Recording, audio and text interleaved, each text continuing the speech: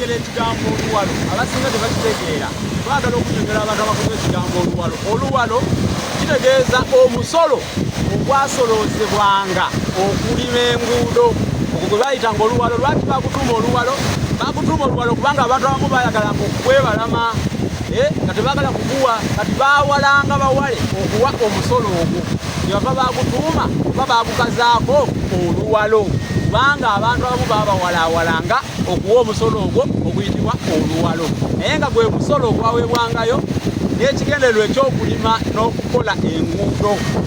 Olwaleero omuntu bw'ava eri n'akugamba nno tuli mu kuwaayo luwalo ewa Kabaka, ayinza okuba yakisimbuliza naye nga amakulu gaakyo teyagamanya bulungi. Muddeyo mumubuuze ssebo ekigambo oluwalo nga tukimanyimu amakulu okuva edda n'edda wano mu Buganda kyabanga kitegeeza ki? Okuwa oluwalo kye ki? Abannyonnyole bulungi amakulu gaakyo n'ensibuko yaakyo, muleme okukozesa bigambo nga temumanyi makulu gaabyo. Olwaleero mbannyonnyodde, mwebale nnyo webayire ddala angobekaawo. Ago ge makulu g'ekigambo oluwalo.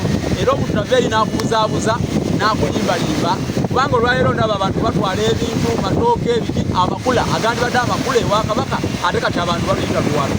Kati ebigambo ekyo nsomesezze ggwanga. Angobekaawo olwaleero.